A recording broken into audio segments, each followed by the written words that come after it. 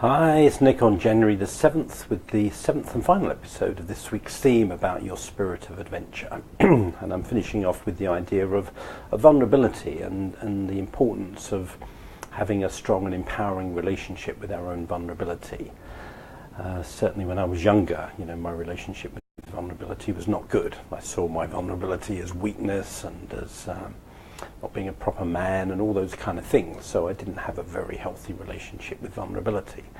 As I'm older now, I think the kind of relationship I aim to have with vulnerability is to see it as a doorway, if you like, that where I feel most vulnerable, to have the eyes to see that actually beyond the vulnerability is usually a great gift, is usually a whole new chapter, a whole new horizon.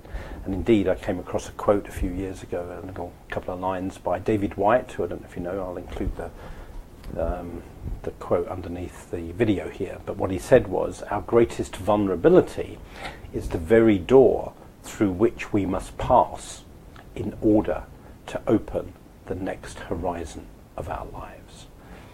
And I found that very validating when I first heard that, the idea that actually, we have to pass through often that doorway of vulnerability, and as we do that, our horizons open up, our sense of possibility opens up.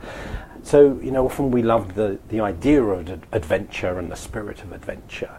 What we don't like is the feeling of vulnerability that often accompanies it, and the encouragement here is to develop that new relationship, to be really kind to our vulnerability, to be kind to ourselves for feeling vulnerable. And I've often thought about, what is the real antidote to vulnerability? And for me, at least, and I think for most people I've coached and worked with over the years, it's been a deep sense of self-acceptance, a deep sense of self-compassion for what appears to be our weaknesses, our vulnerabilities, our fears, our flaws, our humanness, whatever kind of language you want to use. But for those bits of us that aren't perfect, that aren't together, that are weak and vulnerable, and have a love for those parts as well, those parts of us that feel powerless and like we're not up to the job and all that kind of stuff. When we can have love and compassion for those parts of us too, then I think, it's easier to have these adventures. It's easier to take these next steps in our life and in our leadership, because we're going to be kind to ourselves, however it turns out. Whereas if we saw ourselves as weak in the first place and then things don't go well, then we're going to punish ourselves for our own weaknesses, and that's just not helpful. So that's beginning to bring to an end this week's theme. I've certainly loved this. It's one of my favourite themes, this whole idea of adventure and blossoming and next chapters of our life, daring, boldness, taking risks. I know when I feel most alive when I'm doing these things, and it's not always pleasant. It doesn't always feel good to be doing them, but I feel alive when I'm doing these things. I think that's the important thing, is when we embrace our spirit of adventure, we do come alive, even if that aliveness sometimes means feeling some pain and some discomfort and vulnerability.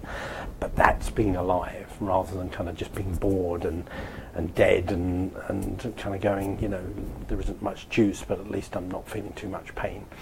I'm all for aliveness, but also the inspiration, the fulfillment, the joy that can come from risking and taking adventures in our life. So, I hope you found this week's theme helpful. I will be back tomorrow with another theme, and as often the case, I don't know what that's going to be yet, but I will be back here tomorrow with another theme to start a new week.